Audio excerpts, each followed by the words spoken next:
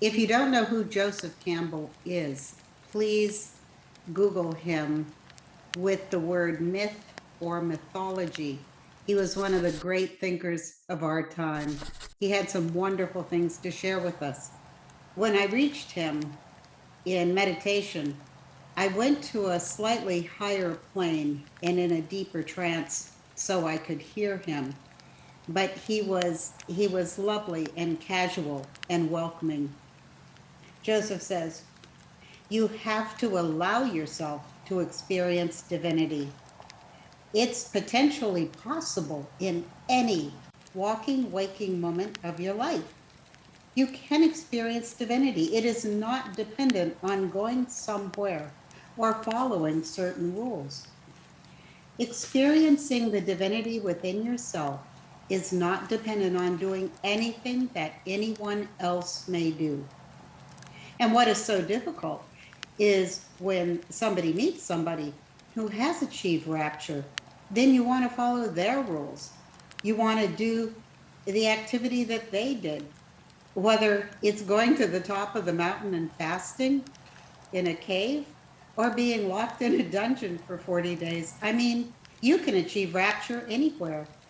But then when others see that somebody has achieved rapture under certain circumstances, there tends to be a following. And of course, that's how most of our religions got started. You had a very saintly person who was walking in the knowledge of their own divinity. And other people obviously recognized this in the saints. And so they mimicked or followed the rules that were constructed most times not by the saint, but by those around the saint. For example, take martyrdom as a way of achieving rapture. Certainly, if you're being tortured to the point that your body goes into shock, you are going to have an out of body experience. 90% of the people in the world would leave their body by choice gladly, but would not necessarily be dead. Some would remember this, some would not. But a martyr who was being tortured in the olden days would certainly have an out of body experience and achieve the rapture of, well, this rapture, this achievement might be reflected in their physical countenance. And then others would look at their face and say, "Look at that person being tortured, and they are achieving rapture or bliss or unity with the divine." And then they would say, "Well, that's the way to achieve it." And there are many self flagellatory sects that came out of that practice. Sometimes it is helpful to look at how others achieve their rapture, but a truly thinking and feeling person would find their own path to self awareness, to their own divinity. And now this does become harder to do with the complexities of the world around you. And the more knowledgeable and the more sensitive you become, the more you have to work on focusing on the activities that produce and foster rapture for and within you. Now, for example, you and I are very different where our attitude toward the human species is concerned. I find a lot to be rapturous with about the human mind. I am stimulated by what others have thought, written, and felt, and I see divinity in that. But that's not your path to divinity. Your path to divinity is very much through the natural elements, even more elemental than you would think of with your pets and animals and plants, which are fairly complex compilations of these elements. Your experience of divinity is just in the texture and the smells of the reality on your planet. He continues, for example, for me, it is so intriguing that you are able to do this.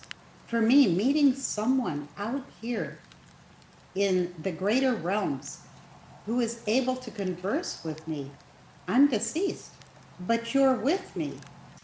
That fascinates me. Your mind fires me up. Your mind intrigues me that you are able to do this. Yes, I focus mostly on people, but in people who were striving to be excellent, as many of the native peoples are, because they don't get distracted and bogged down and weighed down by the influence of a complex modern life or by the influence of others to disregard the excellence of their own self. Indeed, it is in the excellence of the self that the divinity lays, that puts you in touch with your own divine nature, to relish in and practice being the very best you can, that will always break through the barriers to the understanding and the knowledge of your own divinity, which is your excellence, in whatever way you are meant to express divinity. And I asked Joe, how did you relate to God? He says, I found God everywhere I looked.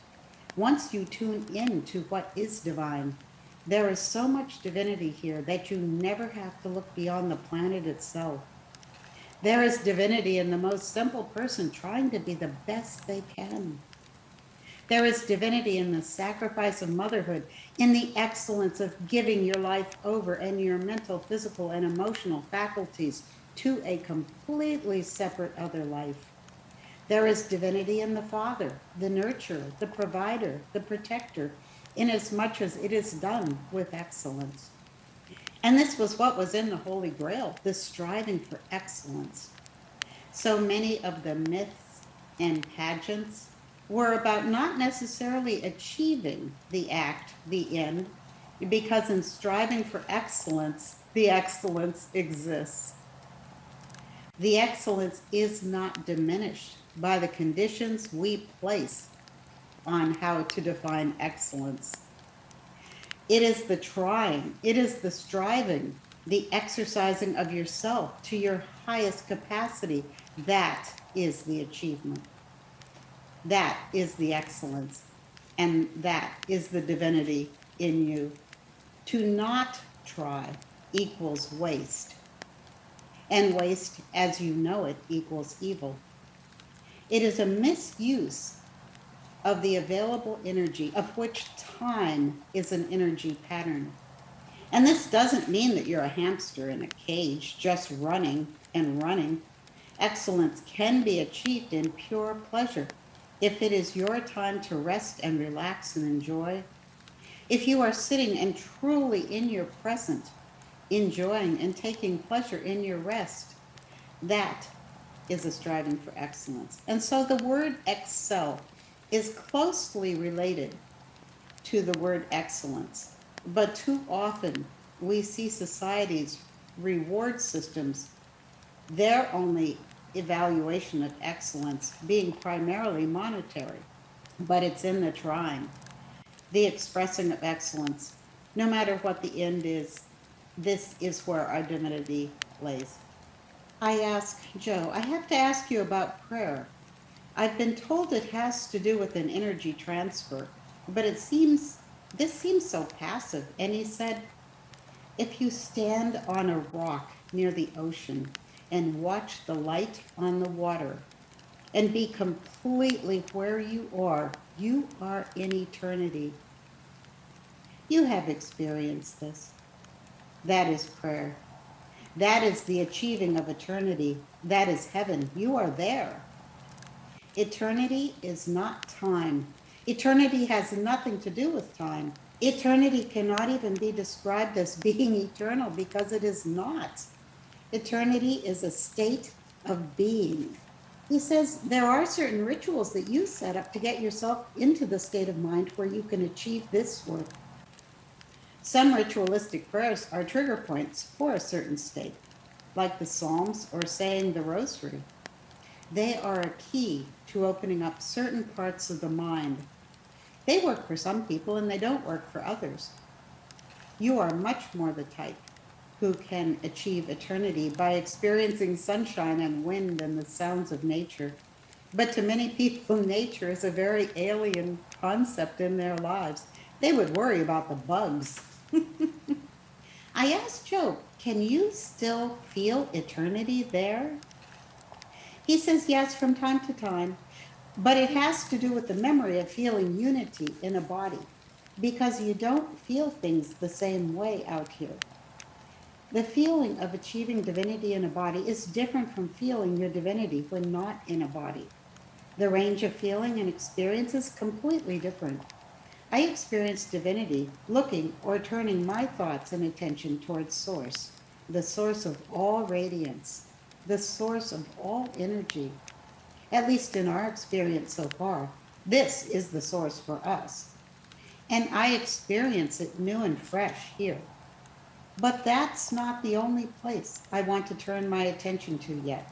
I could ascend now. I could focus on that radiance and will myself to be in complete unity with it.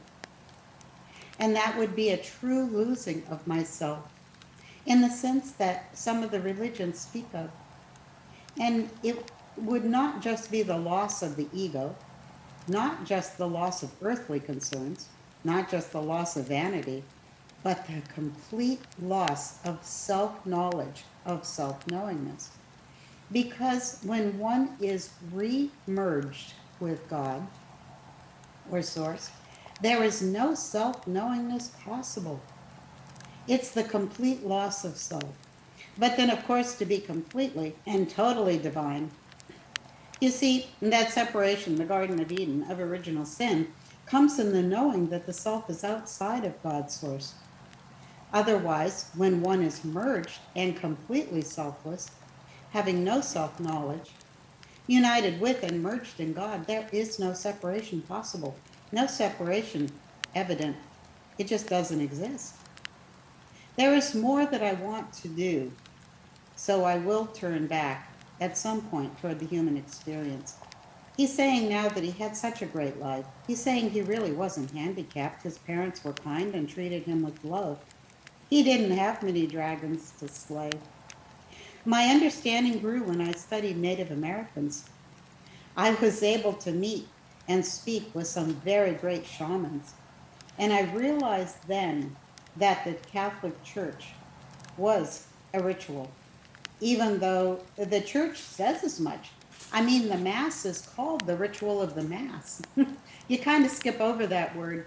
You don't see what it's saying.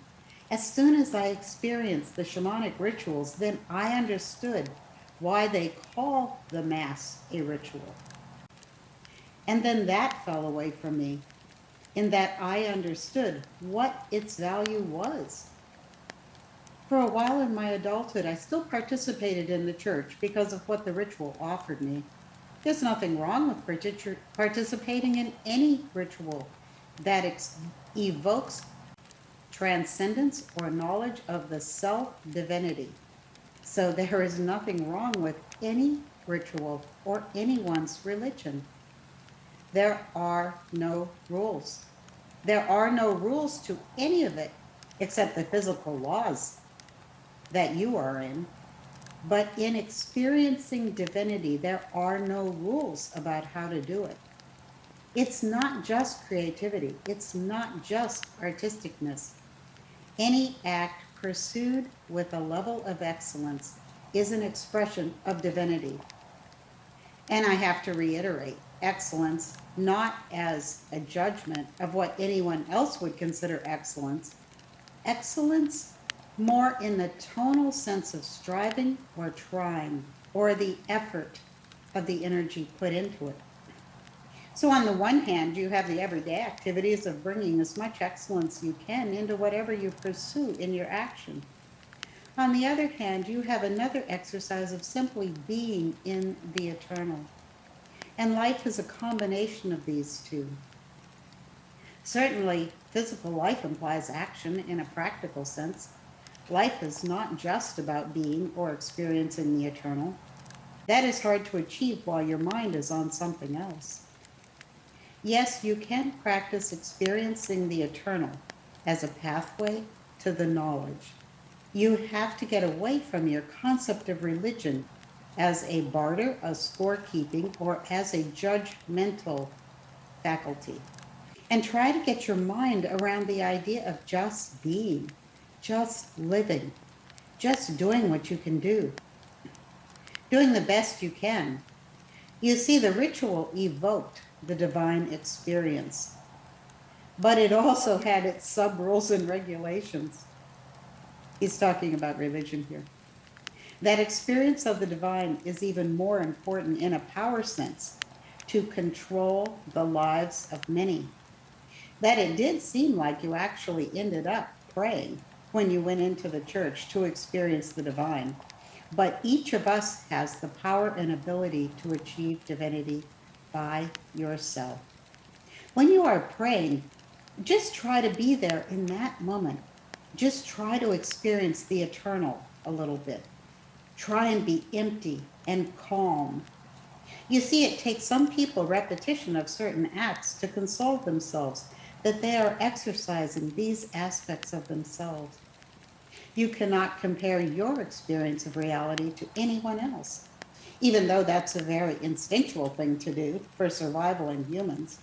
But since we're very mentally oriented as a species, we tend to compare ourselves mentally. So when you see someone more at peace with themselves than you are, he or she is doing things in a certain way. It's just like watching a martyr being tortured. You might achieve transcendence through being tortured, and you might achieve transcendence through prayer or mantra. But that's not your path to transcendence or divinity. You're wallowing in divinity of your own. You don't need anyone else's path. You have all you need. You shouldn't look at achievement of divinity as being the one way, the correct path, just because you admire me and you understand the state of mind that I reached toward the end. Because I did follow Joseph Campbell's work for a lot of my life. He said, believe me, there were a lot of days when I got up, went and did my teaching, came home, had a drink, and went to sleep. I had many dark days. Not every day was in the light. Not every day was in excellence. I tried more than I didn't try. But sometimes during life, it's just too much effort. And then you do just let the days go by and wait until you are recharged or the weather changes or you're on vacation or something encourages you. So you can only be as excellent as much as you can. But it's more acknowledging your own excellence, finding and identifying the excellence in yourself that points the way toward your own divinity. It's more identifying the excellence of your reality, which will lead to the understanding of divinity. And yes, it's in all of us. And no, it's not a person, but yet it's as accessible as the metaphors tell us it is. It's right there for us to touch with our experience of the eternal and our experience of the total and complete here and now.